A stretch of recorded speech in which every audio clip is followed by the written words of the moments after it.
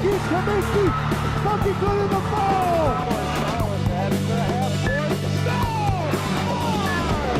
Chantel, all the way to the basket, foul, lays it in for two!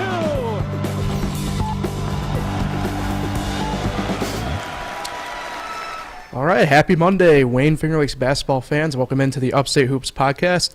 We guys live from the FingerLakes1.com studios in Seneca Falls, New York, third floor of the North Park building. I am Paul Russo, joined as always by Jim Sinicropi, Kyle Evans, and Nate Sharman. Happy Monday, guys. We are officially through the halfway point of the regular season of Wayne Finger Lakes high school basketball. Everybody's talking football today. Right. But we're going to talk high school basketball. Crazy.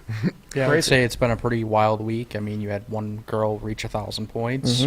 Mm-hmm. I know we don't talk about them a lot, but somebody made 14 three-pointers. What was that, Avon? Yep. Somebody from Avon. That was a Section record. 5 record, right? Yep. Yeah. And then we had, like, surprising games like the Newark team, the boys team, who only scored 23 points in an entire game. Yeah. There's a lot of things that have been shocking me the past couple weeks, and I can't really make sense of this. We'll try, I suppose, today, but I haven't seen a season like this ever. It's been chaotic. Sometimes chaos is good.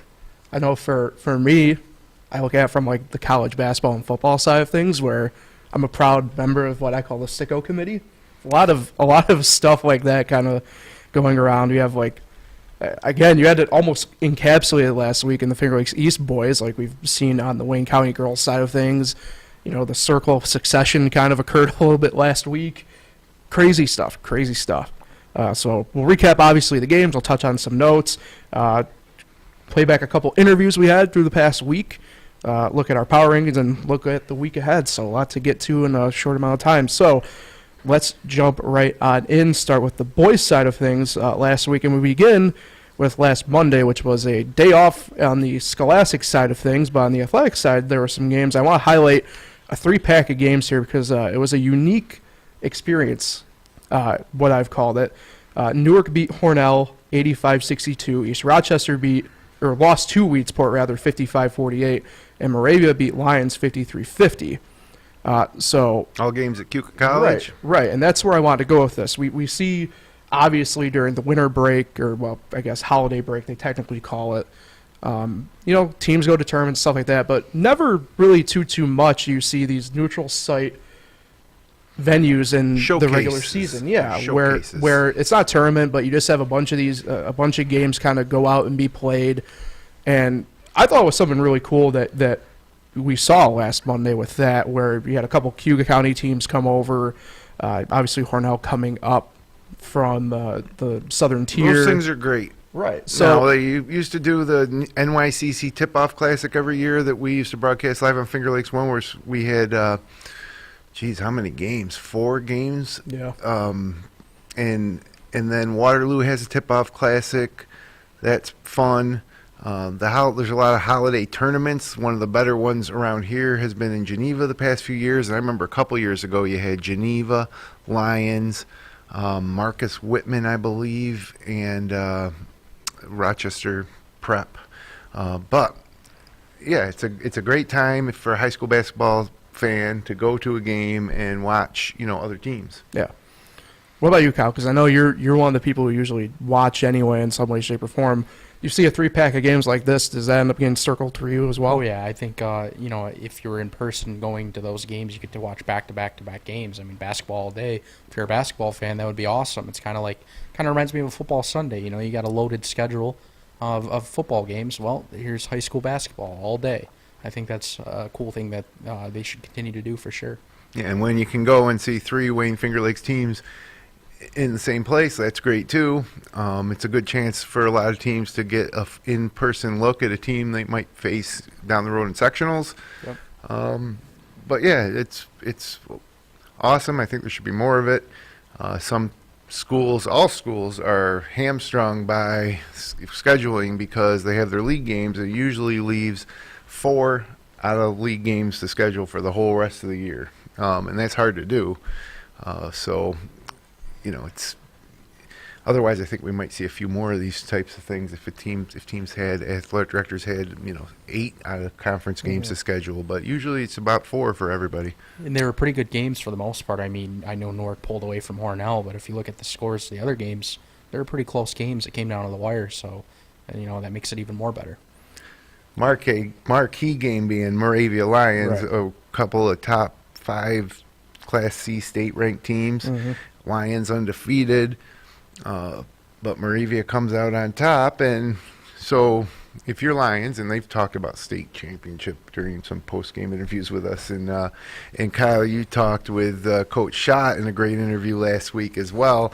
Hopefully he doesn't think you jinxed him, because that was right before this loss. Yeah. But is it a situation that this is a good loss for Lions, Kyle, you think?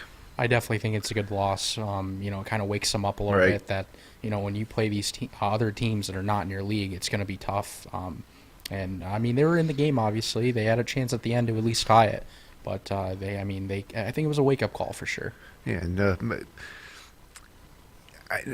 you never want to lose a game, right? And if you're a state caliber team, you just kind of want to roll right through it. But now they don't have that pressure of like being undefeated. They know that they can be beat if they don't play well, and they won't play another team quite as good as Moravia, I think, until they would get to the state qualifying rounds. They have one more out of the league game. Who's that against? Aquinas, yeah. Yeah, so that'll be a Saturday the 11th. Yeah, that'll be a test too. Yeah, which we are slated to be at, by the way. So Nice.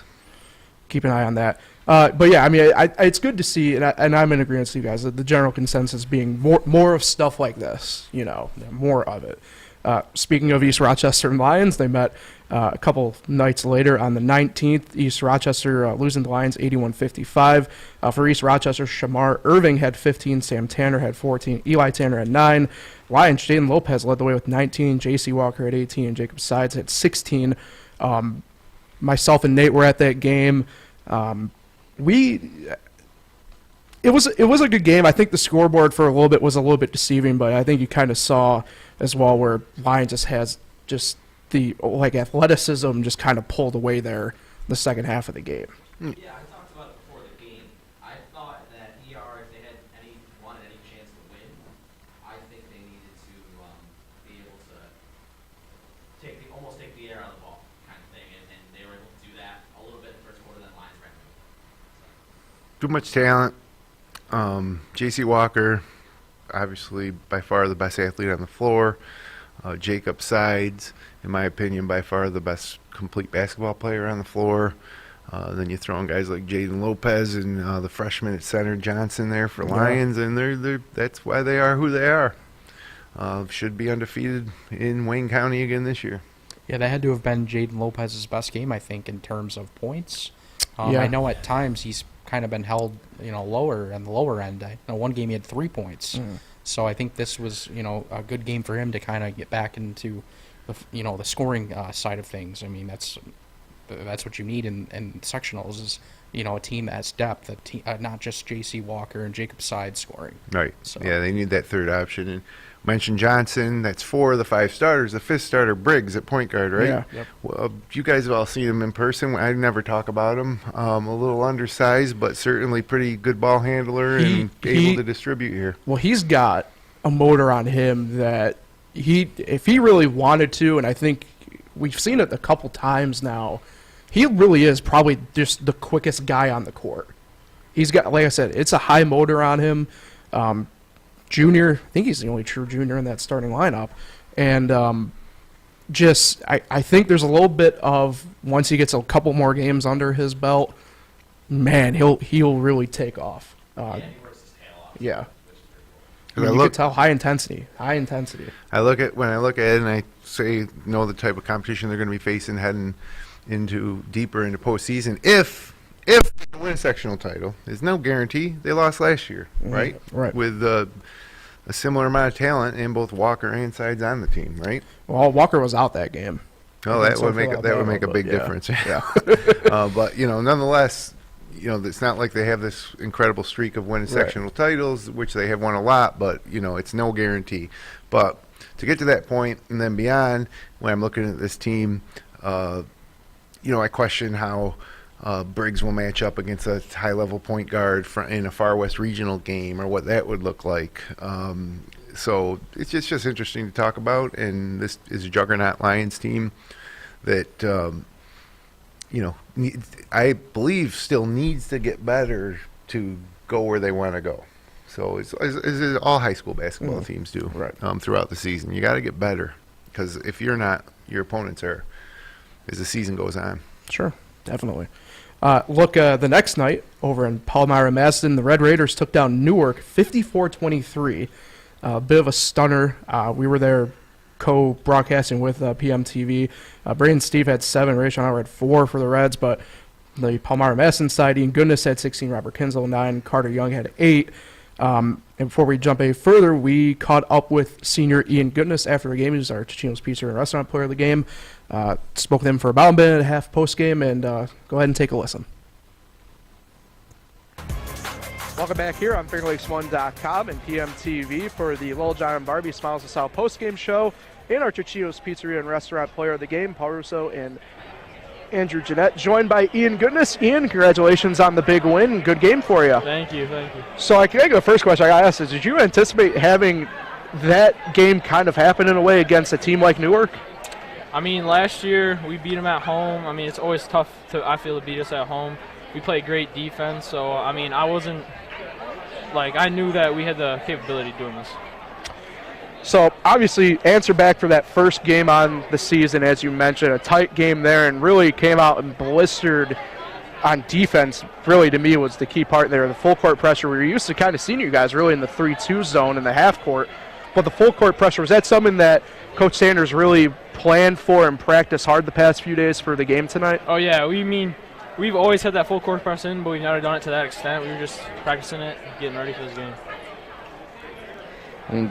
Again, great game. It was really nice to see. And you guys were able to beat their 3-2. Do you think most of the reason that you were able to get past that was because you know how to beat it since you play it often? Oh, yeah, definitely one of the reasons, yeah, because we know where they're going to be, so we know how to counter it.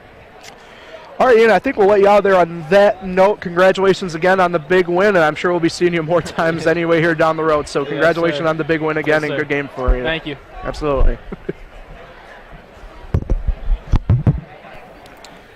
All right, appreciate Ian taking a couple of moments post-game to chat with myself and Andrew Jeanette from PMTV. Excellent young student, by the way, working alongside of him. I am really impressed with Ian Goodness, the season he's having for Pal-Mac. Yeah. Given the fact that he played his entire career with his older brother, Paul Goodness, often taking second fiddle.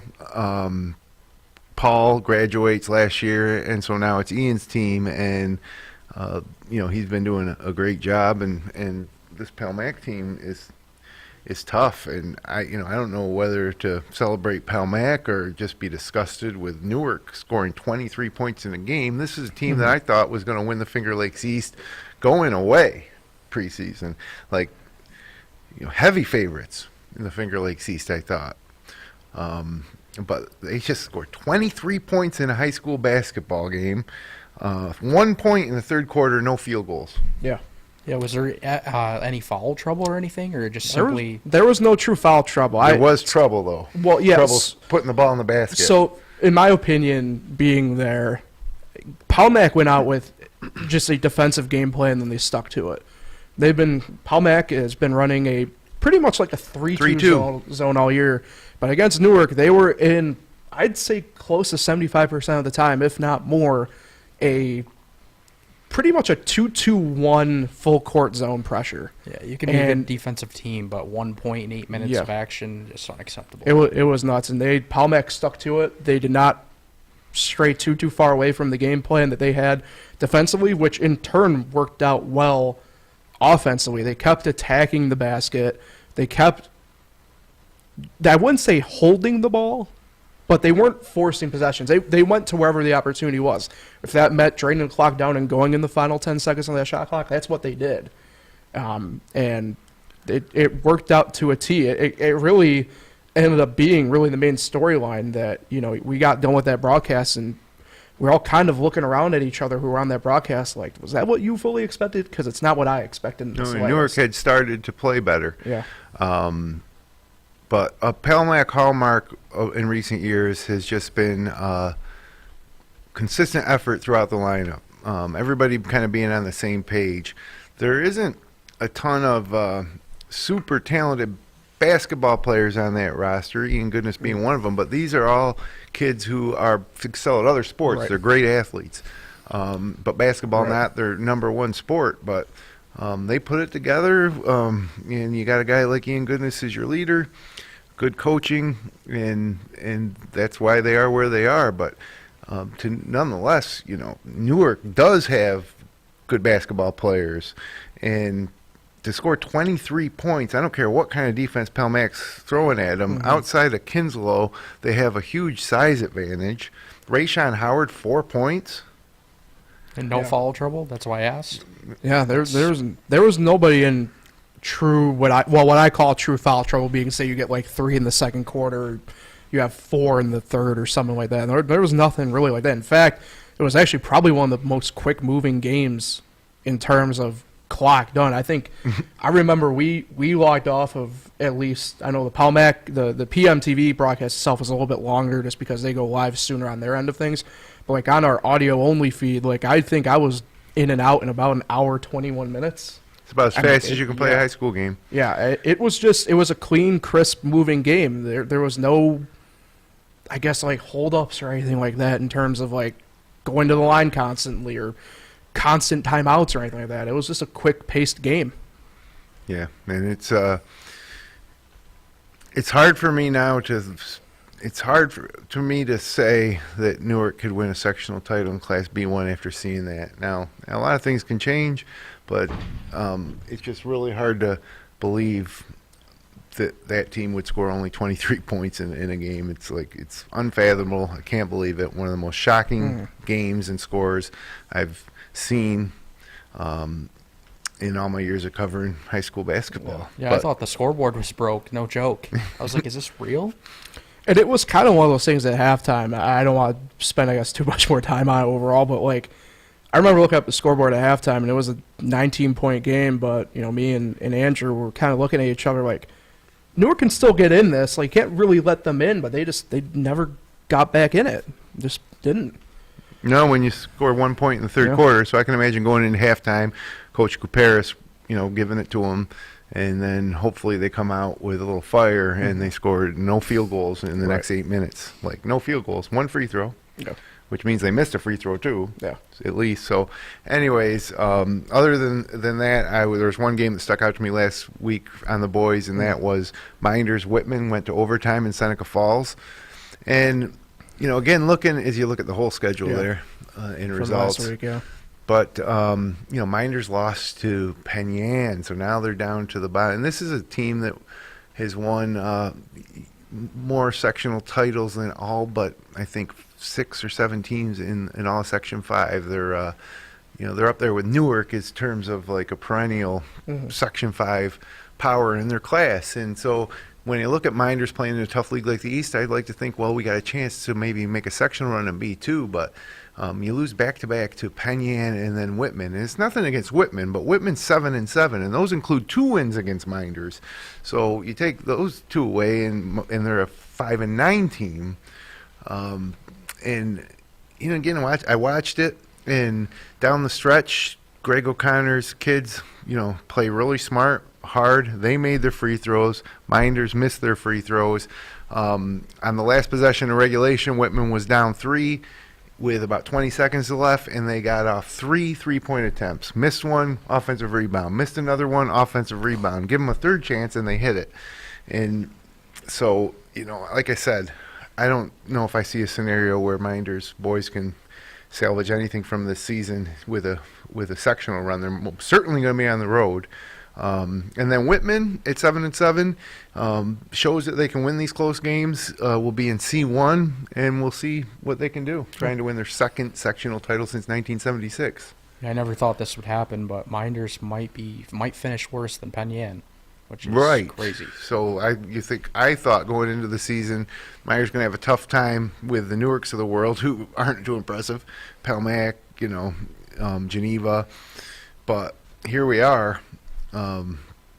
They're at the bottom looking up at schools like Penn Yan and Marcus Whitman. And 0-8 in league play. It's just hard to believe. Yeah, I would never thought I'd see the day. And but what are you going to do? It is what it is. That's why they play the games. Yep. Unfortunately.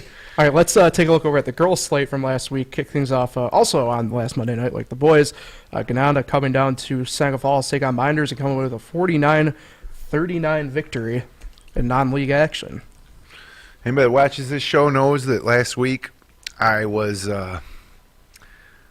pretty outspoken about the fact that Minders girls in our power rankings were below some of these Wayne County girls teams. And I specifically said, that's fine. They don't match up too often, but if they do, that middle of the road Finger Lakes East team will beat even one of the better teams in Wayne County League every time.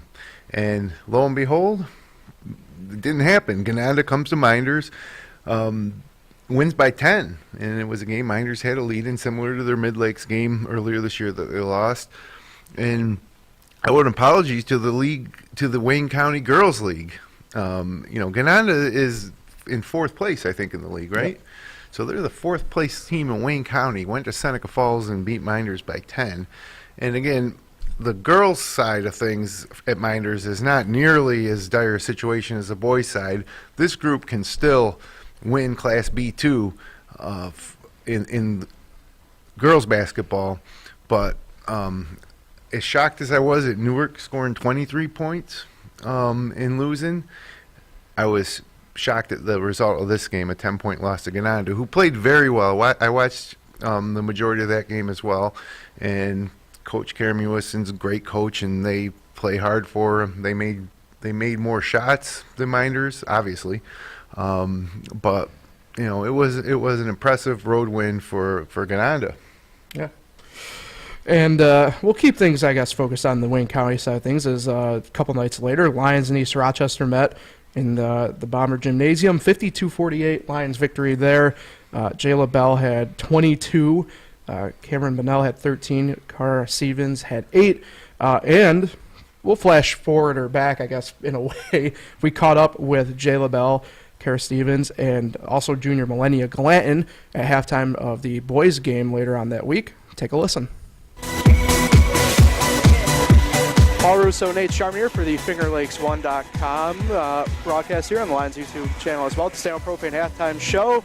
Lions 35, East Rochester 22, and we are joined up here by Jayla Bell, Millennia Glanton, and Cara Stevens. Girls, thanks for taking a couple minutes out of what's been a frantic day. I've seen you guys running back and forth with 50-50 tickets and everything else. So we appreciate the couple minutes you'll spend with us up here. Thank you for having us. Yeah. Thank you.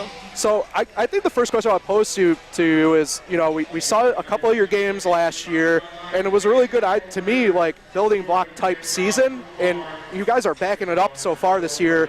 Was that something that you guys carried through the off season last year, through the summer, and then obviously building up to the season so far?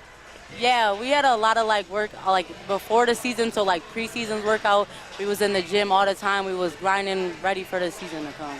A lot of conditioning. Yeah, a lot of conditioning. We had a lot of hard work, and we just came together as a team. Yeah, team building.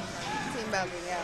So you guys had a big win yesterday against East Rochester. I certainly the one positive I'd say about high school athletics is the fact that the boys and girls both played pretty much the same opponents within a back-to-back day. What was the game like yesterday? Obviously, it was tight, closely contested. What were some of the key points in that game that you guys thought that you could take away and really build upon? Intensity and energy. Yeah. In the beginning, we always talked about energy, and we had a lack of that at first. But now we're building that up, and every time we keep our energy up and play how we know we can play, we'll be good. Yeah, when we play to our full potential, we definitely can beat anybody. I feel like we had each other's back yesterday, and that's what really won the game, keeping our energy up, keeping our spirits high. Yeah. I feel like that's what really won the game. So let's look into the crystal ball of the future a little bit. What's one of the games coming up on the schedule for you guys that you have circled, maybe more so than one that stands out? What you think? What y'all think? I personally a game that we think is that's coming up. Yeah. I think Clyde. After we beat them the first time, and then now we're playing them in our own house, and the energy's got to be there. It's going to be an intense game. I feel like it's going to be a good game. We coming for Gananda, though, too. Yeah, Gananda, too. Gananda, too. Them too. I love it. I love it. How big do you guys think it is that you're here, supporting the guys, and the guys support your team, too? how important do you guys think that is to have that community aspect in Lions? I think it's really important because you should always have each other's back when you go to schools. Like seeing them in school and like talking about the games and coming up the next game, like just having each other's back. Where I feel like it like builds a community. Yeah. Like helps us come together, have each other's backs. Like letting us know that we're gonna go in the game and we got like more people behind us. Support us. Love it.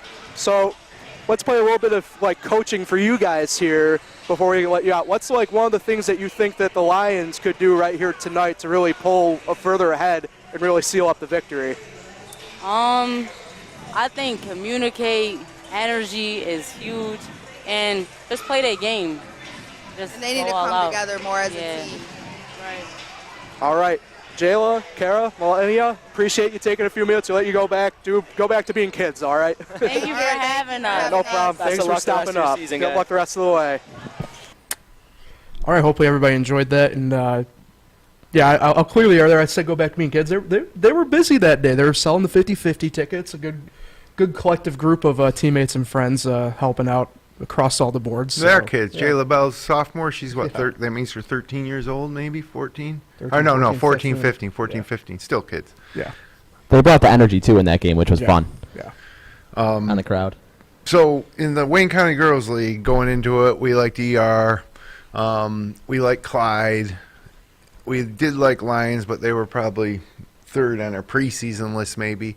But this is what happens. You had a great player like Jayla Bell, who's now in her third or fourth year of varsity week. We were talking about that during the interview. And is actually 22 points away from 1,000 in her career. Closing at 1,000 as a sophomore. Yep. So this is her team, and all of a sudden you see them beat East Rochester, beat Clyde head-to-head, and now all of a sudden you're like, okay, Lions are the best team in Wayne County, and they might be for the next several years. Looking forward to the next Lions-Clyde matchup. Also on our docket as well, Monday the 6th. But, Jayla Bell, all the talent is surrounding her. Calvin Betts doing a great job. This program has been on an upward trajectory for the past few years. Karen Bassett took them to the sectional finals. They beat Clyde in the sectional semifinal in Canandaigua a few years ago. And then Marty Colgrove had him last year, and now Calvin Betts takes over, and it's just been an upward trajectory that now I think is starting to come into the point where you might see the Lions girls, dominate Wayne County, win a couple of sectional titles before Jayla Bell is through. But still a long way to go, and this was a close game, but a great win on the road against East Rochester.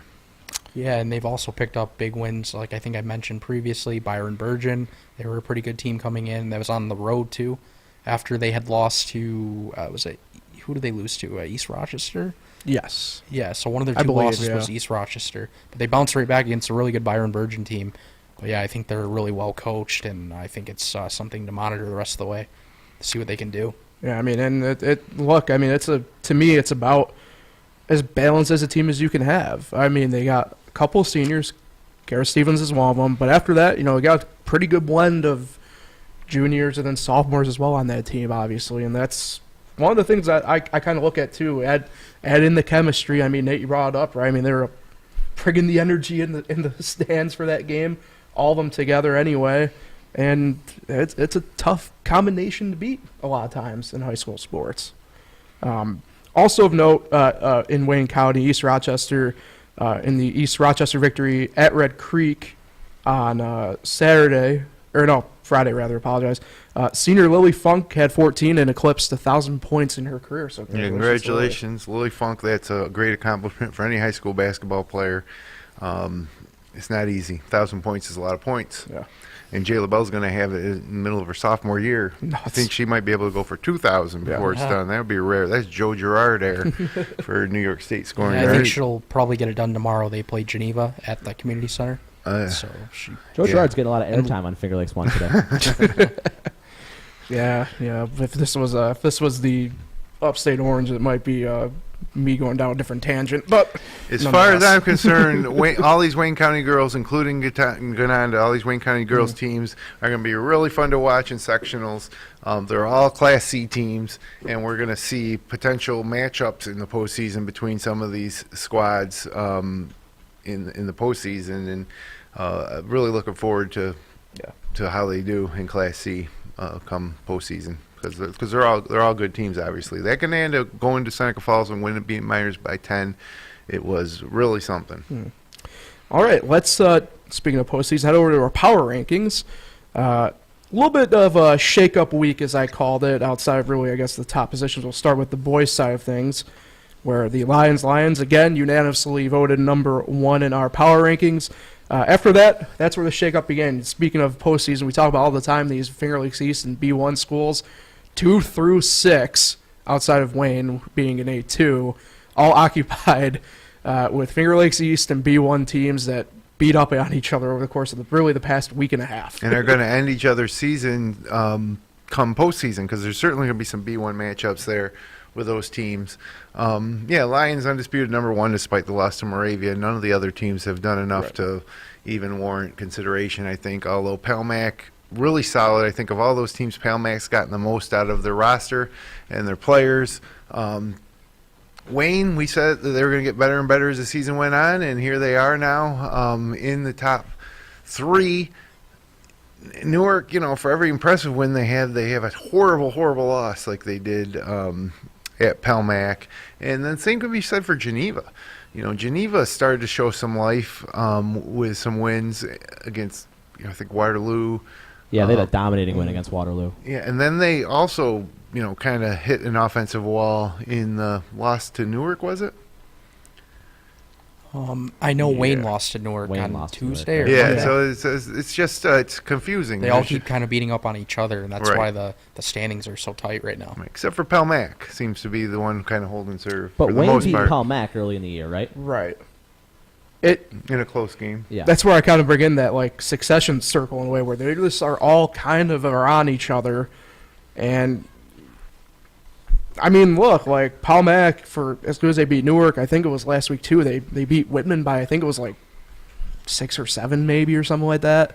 I mean, Whitman's a good team. They're all kind of bunched up with each other there. That really, there's no great teams. Outside of Penn Yan and Minders, they're all just kind of bunched up with each other. Yeah, there's no great teams. Yeah. Which makes me question if we will see a sectional winner out of the Finger Lakes East this year. I mean, that's what I was about to say. I mean, you look at the B1 standings right now, 3 through 6 is all Finger Lakes East. I mean, they're all right there Who's together, 1 and 2? Do you remember? I want to say Aquinas is one of them for sure. I can't remember the other one, though, off the top of my head. It's on me. Well, I can look it up. Yeah. But, I mean, you're right. And then you take a look at the bottom half of that standings there. Oh, sorry, that's girls. I was about to say.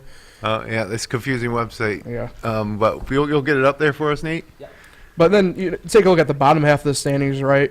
Red Creek, Red Jacket, South Seneca, East Rochester kind of round out that top 10, and they're good little teams right there, all kind of together. Yeah, Red Jacket's 9 and 3 now. Yeah, and they're leading the West. West is wild too. Yeah. I lied on the Aquinas front. I must have been thinking girls. But either way, I mean, Batavia and Bishop Kearney. Yeah, now Batavia class of one of the stalwart regular title contenders in Class B1. At 11-2, Coach Bratsky, Bishop Kearney. They're always moving around. Yeah, Are they usually in B1? No. I mean, they're usually A or double A or I've seen them A1 I've seen them float down to C recently too. Yeah, well, but even then though, I hate it. This is probably one of their better records I've seen them have in the past. And few you got years. Virtus in there too, another private school for whatever that's worth. I don't like it. I like to see familiar names like Batavia and Livonia and even Greece Odyssey. Then them moving a Bishop Kearney down because they're perceived to not as strong as they might traditionally be, right. And of course there they are at number 2. So it's hard to envision a world where any of these Finger Lakes East teams we talked about, you'd feel good about them going up against a Bishop Kearney or a Batavia team this year, but. Anything can happen in any game, and there's still time for these teams to get better. And, Pal-Mac obviously playing the best out of the bunch. Everybody else way too inconsistent. But they've all shown flashes of playing at a higher level. So it's just being able to continue to get more consistent. And so when the postseason hits, you are playing your best basketball. All right, let's take a look at the girls' power rankings now. Again, no surprise. One last thing, though, for the boys is Marcus Whitman, to me, would clean the clock of Red Creek. Well, I don't know. I haven't seen too much of Red Creek, but Yeah, I'm not Red high on Jacket, Red South Creek. Seneca. What's that? I'm not high on Red Creek just because they're in the Wayne County League, and aside from Lions, I know they're getting some, double-digit wins over these teams, but most of their games have all been in leagues, so Right. you can't really tell what they are. Yeah, and I got to be honest, haven't seen too much of them, but the eye test. But it's another situation. I got in trouble for it last week, saying that the Gananda Wayne County girls team couldn't beat a middle of the road Finger Lakes East team, but same situation. Marcus Whitman 7-7 playing in the Finger Lakes East, and I don't think they're getting enough credit here. I think they would beat South Seneca Romulus team, even though South Seneca has a chance at sectionals this year with that combined roster. And I think Marcus Whitman would beat Red Jacket too, just as they did every single game when Marcus Whitman was still in the West with a 3-year winning streak in the West before they moved to the East. But that's kind of not that the power rankings mean anything, but that's the cost maybe of Marcus Whitman playing in the East. They're going to pick up more losses, but they're going to be better prepared come Class C1 sectional time. All right. Now we can go over to the girls' side. Yes. Once again, Waterloo, unanimous there. Then joined by Pal-Mac, Lyons, Clyde. And then fifth, we have Gananda there as well on the screen, even though kind of take your pick out of a few different teams I say you could kind of have floating around in there. But So 6 and 7 is Dundee, Yeah. or 6 Dundee and East Rochester Yeah. are tied at 6. Okay. I know. I'm pretty sure it's actually supposed to be Dundee and Gananda tied at 6. Bloomfield popped Yeah. in there. Our Minders popped in there too at 10, huh? Yeah. Yeah, we have a lot of split vote. The girls is where it felt like chaos kind of came in a little bit. I submitted my vote, but this is the first time I've actually seen the final product, and I got no problem with Waterloo at 1, right? Yeah. But crazy to see those Wayne County girls teams all of a sudden comprise most of the top 5 there, outside of Waterloo and Pal-Mac. But I guess that win that Gananda had at Minders kind of gives them a little,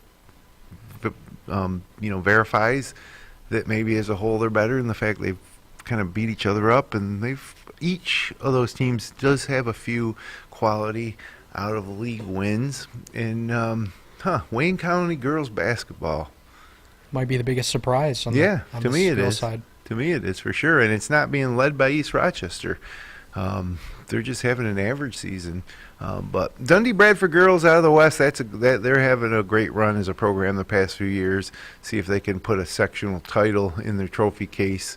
And then Liz Royston and the Marcus Whitman girls, who are in the Finger Lakes West, also a program on the rise. I just can't believe, Mid Lakes should be top 5 in my opinion. And they probably were in my poll. Bloomfield having a great season too. Yeah. I mean, you mentioned, like Dundee Marcus Whitman rather got Finger Lakes West teams confused. I mean, like, look at them.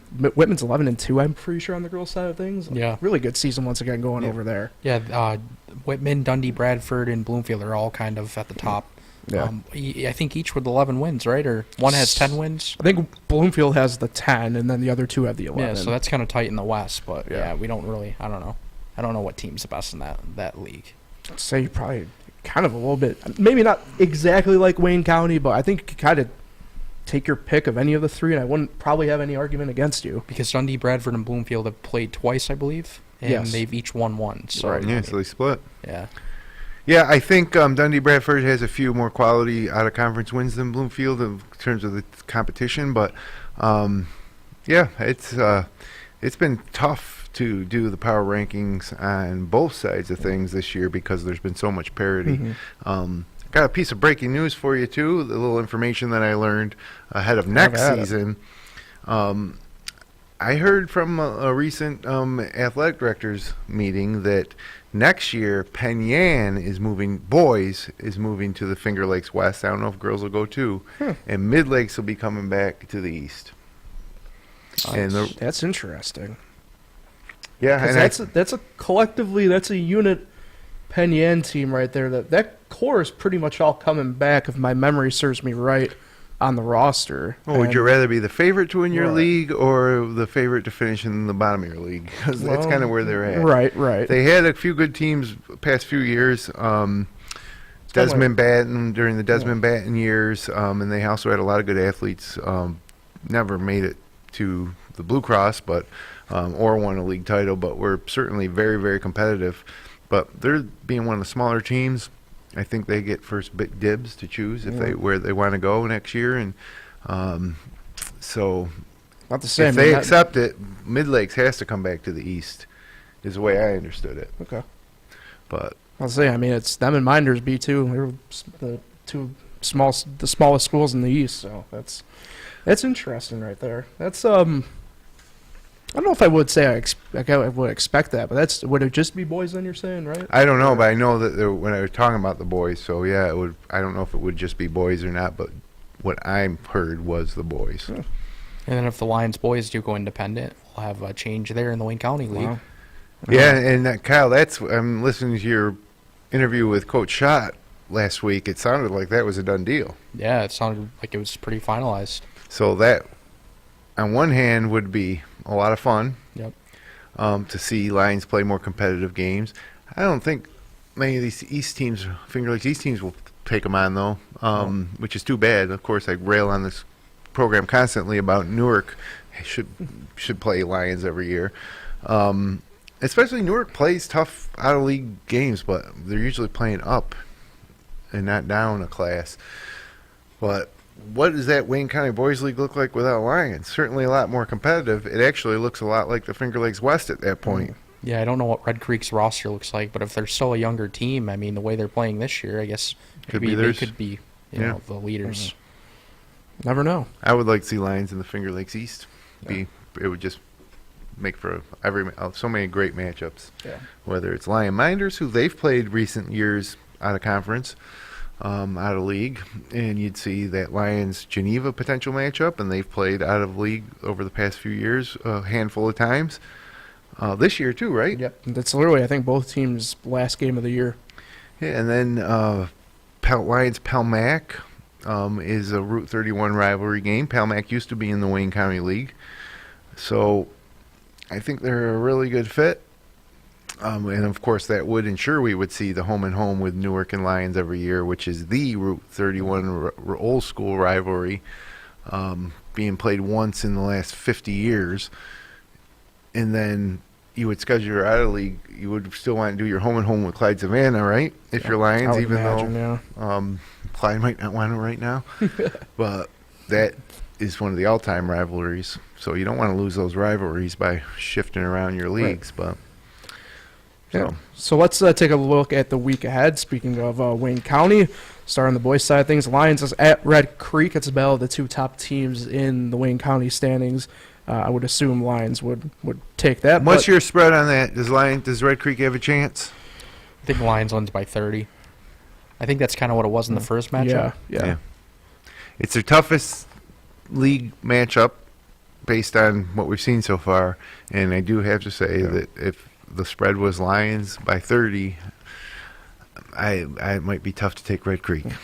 Now, I threw this game in here tomorrow because, Jim, I feel like it's right up your alley. South Seneca going to Trumansburg. A little South End showdown there out of Section 4. Yeah. In Trumansburg, I looked earlier. I believe they're 5-6 this season, so I guess anything could happen. I figured it'd be a little bit of an interesting one because we always talk a little bit about, kind of playing teams potentially closer to you that you don't think of. And I like South Seneca girls play Watkins Glen. I like seeing that. Those are two teams that have been to Hudson Valley Community College in recent memory. Watkins Glen winning a state title 5 years ago. But, if you look at it on a map, they're literally 10 minutes apart. Yeah. So it's good to see. Yeah. Waterloo at Pal-Mac on, let's see, that'd be Thursday. I have to make sure my dates are right there. What's going on with Waterloo now? They were the darling of this program and of the Finger Lakes East during the first half of the season, and they've kind of fallen apart. Nate, what's going on with the Waterloo boys? Oh yeah, just seems to be a little bit of a mid-year skid, huh? Hopefully they'll be able to figure it out. But there's no specific No injuries or Nothing that I've heard. No. Seems like Saluka's kind of, quieted down a little bit, Mhm. not scoring as much. So maybe that's kind of a reason why they're falling off a little bit. But yeah, I don't know why really. yeah, better now, I guess, to have a Yeah. slide than in a couple weeks from now, Right. at which we really are just about 3 weeks away from sectionals, right? I mean, 3-4 weeks. yeah, closer to the forehand. I think it's a little bit of a growing pains type thing, a little bit, But also, I mean, look, they were part of.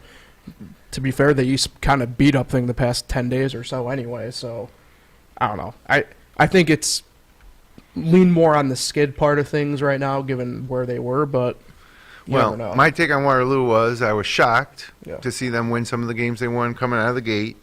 And then I said, okay, this team is really one of the best teams in the Finger Lakes East, and they might be the team to beat.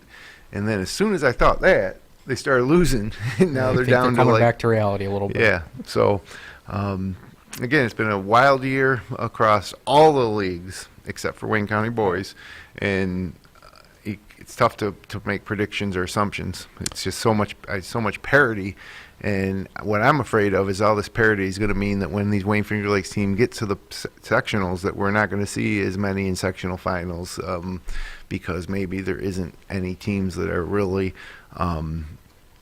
championship caliber. A lot of good to average teams, no championship teams. But I don't know that, and obviously it doesn't matter what I say. We're going to find out. And then also to wrap up the week, another Wayne County game against two of the other top teams anyway, Red Creek and East Rochester, over in East Rochester Friday night. So Yeah, that game's really interesting to me. Red Creek's got a big week. yeah, It's a long drive it is across the entire length of Wayne County. And to be fair, to add a wrench into this, and this goes for both boys and girls this week. Nobody knows seemingly what this storm system's going to do towards the end of the week. A little bit could throw quite the wrench into things here as we get. As Usually- you mentioned, Jim, right? We really are on the back side of the schedule of things at this point. Yeah, and it usually does impact games at some point throughout the season. That hasn't happened yet to a major extent. A couple years ago, it happened during sectional semifinals, finals week, where we got a major winter storm, and that really screwed things up. But yeah, it hasn't happened so far, and we are getting a storm next week, but still, it's not going to get super cold. Right. So more slushy than icy. True. Then also, before we head to the girls' side, I do want to make a quick note. Victor Blue Devil boys are 12-0. Yeah, that is Sitting an right outside, unbelievable obviously team. in the Wayne County, obviously outside of Wayne Finger Lakes, but a team we do look Yeah, at. they're in our you know, coverage yeah. area, and they also used to be a Finger Lakes East team, and they are a really well coached, hard-working, focused group. And of course, in Class AA, it's a whole different ballgame. Right. So congratulations on their great start, and we'll see if they can do anything here down the stretch and into the postseason. We'll go over to the girls' side of things starting tomorrow. East Rochester at Victor. So an interesting non-league matchup there for one of our Wayne County. Good opportunity for East Rochester to gain extra sectional points to bolster their seeding, because we talked about these Wayne County girls in the postseason might be playing against each other. Well, you'd like it to be in your home gym if possible, so that's kind of what's on the line for East Rochester girls tonight, is a chance to pick up a boatload of sectional points with a win at Victor. Following night, Wednesday, Notre Dame Batavia visits Waterloo. An interesting non-league game there. Notre Dame Batavia kind of pops up every now and then on the non-league slate of things for teams throughout the Wayne Finger Lakes. Notre Dame Batavia is a solid program, usually residing on the Class C to high D to low C levels of classification. I believe they're C2 this year. Yeah, so they're C2 this year, which means that Waterloo's probably going to pummel them. Yeah.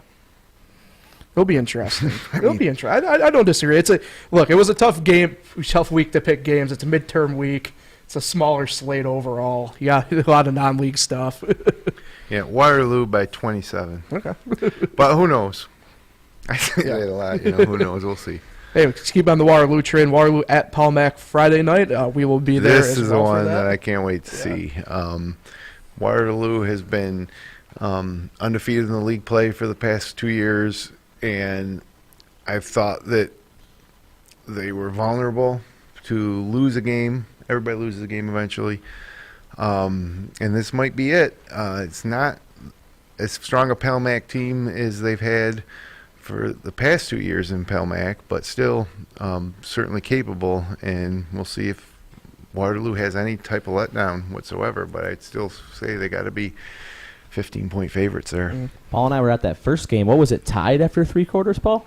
Yeah. Or if not, and Waterloo opened up, and I think they ended up winning by 20. Seen it a million times, playing tight against Waterloo down the stretch, and then just totally goes one the other way in the final 8 to 12 minutes. So I'll make a bold prediction. Okay. Pal-Mac beats Waterloo in overtime. Oh, be careful. Those Waterloo fans don't like it when you pick against them. I know that from firsthand on this podcast. But just remember, guys, I said bold. That is bold. That is a bold prediction. So we'll see. Like I said, they're due at some point. I'll be at the game, so I'll take the Kirk Herb Street route here and just slide on out there. But wrap up the week, another non-league game, East Rochester at Bloomfield, featuring 2 teams in our power rankings, and a game that we actually were kind of looking at for the past couple weeks in a way, about kind of looking forward to what this non-league game could kind of hold for mainly Bloomfield. I love it because we don't know exactly how good some of these teams in the West are, and we actually struggled to know how good some of these Wayne County teams were until we see a team like Granada step out and play a Minders and beat them. And so now East Rochester are going to do the same to Bloomfield. This is a big game for the credibility of the Finger Lakes West for Bloomfield and for themselves to say that we are as good as our record indicates, despite the fact that we're playing in the Finger Lakes West and we are sectional contenders and our league is as good as the Wayne County League.